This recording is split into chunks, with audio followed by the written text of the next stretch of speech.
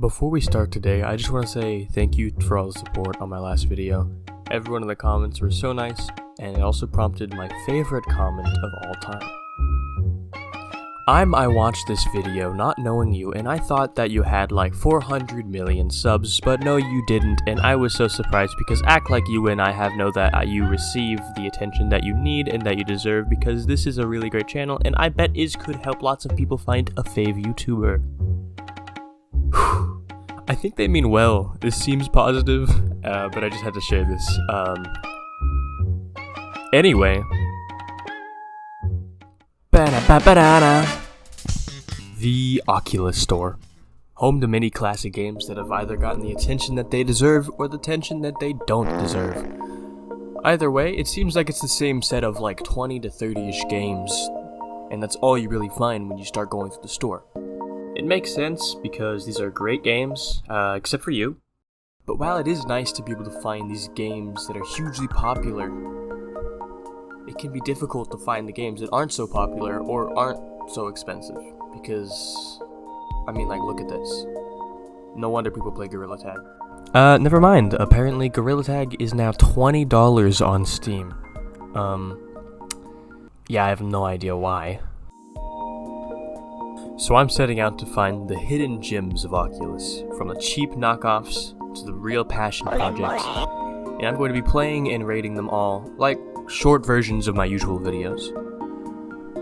Okay, so I spent multiple hours looking through App Lab to try and find games that were both free and games that didn't have many plays. I picked out about 5 games to try out, the first one being a game called Never Down. Can you guess what this is inspired by? Oh my god, waifu launch! This is the demo version, but I don't imagine the full version being any more complex. Is this Gorilla Tag? How many of these are Gorilla Tag clones? Okay, and starting out, it's a Gorilla Tag clone. Hopefully that's not going to be a theme in this video. What the?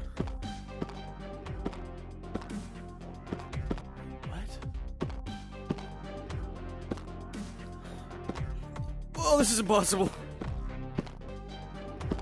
I'm not supposed to be over here, I don't think.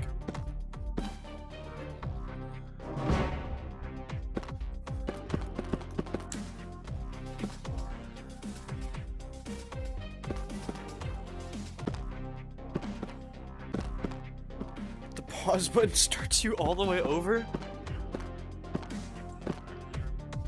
So that means if you are playing the game and someone calls you and is like, hey, could you come help me with something real quick? And you go to press the pause button, you start all the way over, and this is only up, so the whole point of the game is not starting over, right?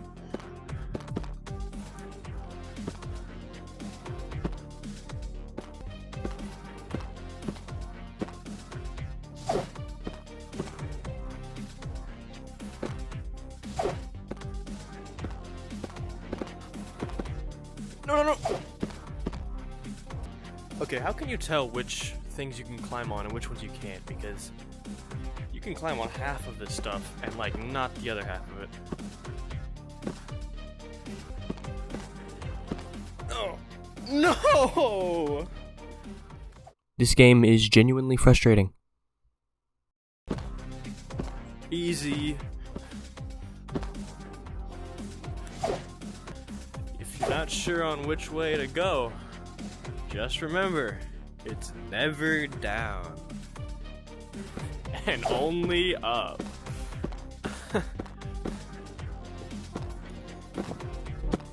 Guys, if you thought that joke was a 10 out of 10, make sure to subscribe. No! No! Not good. No! No! Yes! No! Come on.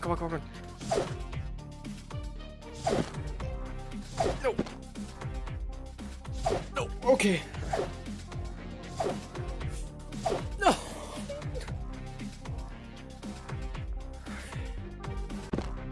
All the way back here. I'm done with this game. I'm done.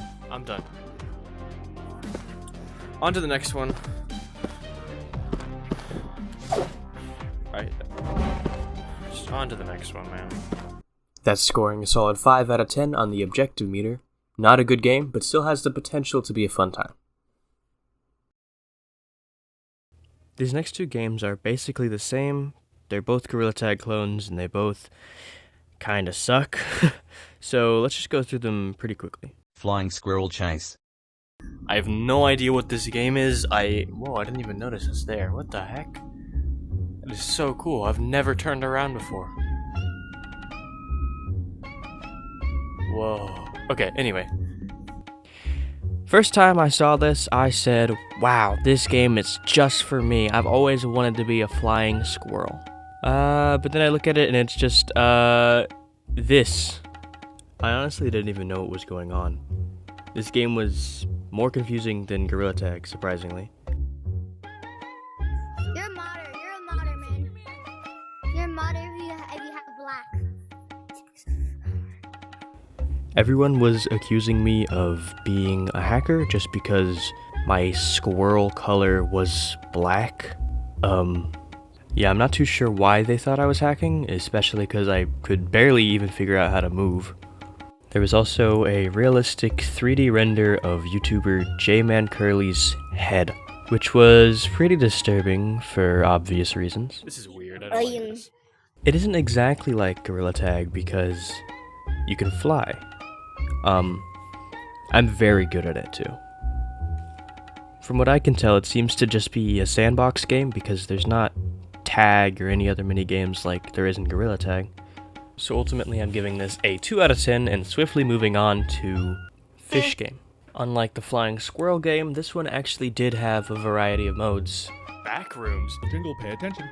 Pay attention. I said your favorite word. But the controls were just as bad. The default game mode is you're in a pond and you're swimming like fish do. There's a boat with nets and it's trying to scoop you up and you gotta avoid it. Still wasn't fun, but at least it appeared as somewhat of a game mode. I tried out the Backrooms mode and I definitely did not get jump scared by an MS Paint drawing. We're not going to talk about that. Moving on. This game is a 2 out of 10. The last game on our list is a game that you might have actually heard of.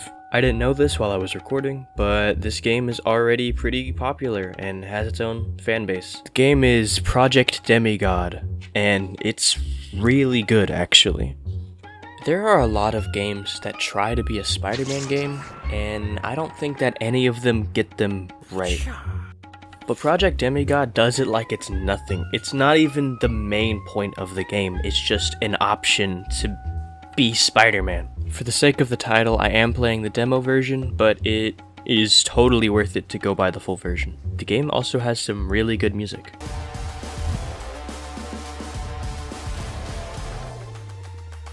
This game is a physics-based combat and superpower simulator, and it's honestly really fun. You can tell that this game took direct inspiration from Boneworks and Bone Lab without making it feel like just a cheap copy. You remember that mobile game from like multiple years ago where you would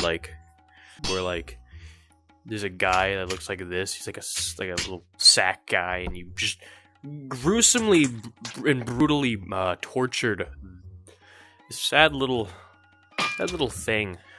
I feel really bad for it now. Your parents would come into the room and they'd just be like, "Oh, what are you playing there?" And you're like, "I'm playing Kick the Buddy." And they're like, "Oh, what's that?" And then they take a look at what you're doing and just see you just going crazy and just brutally murdering an innocent little sack. There are multiple superpowers for you to choose from, or you can just grab a sword and shield and just start fighting melee style. There are multiple really high quality maps in this game, and they're all designed to work really well with the powers. When I'm playing this game, I feel so cool. I feel like I'm in a TikTok edit. I feel like I'm a superhero. And it's really fun to pick different power combinations to take them down. I wouldn't recommend this game if you suffer from motion sickness at all, but if not, you have to try it out. The physics are really cool because you can just fight with your hands and you can literally punch through walls, which is crazy cool. I genuinely feel like with a bit of polishing, this game could be really successful. I clearly enjoyed it, and I have over 2 hours of footage of me playing it. As of right now, there's only really a sandbox mode, but I think it really works for this kind of game. Now, I would love to continue talking about this game, but this video is long enough already, and let me know if you want to see a full video on it, because I'd be totally down to do that. So I'll finally give this a solid 7 out of 10. Because I had a lot of fun with it. I think it's a really good concept, but it does need a lot of work to get it exactly where it needs to be for full release. But this game was made by one guy known as Level Up Hero on YouTube, and I'll definitely link the channel in the description. They have some really impressive projects. And that's the video. Honestly, I had a lot of fun just picking out random games to try out, and I think this will probably become a second series. Let me know what you think.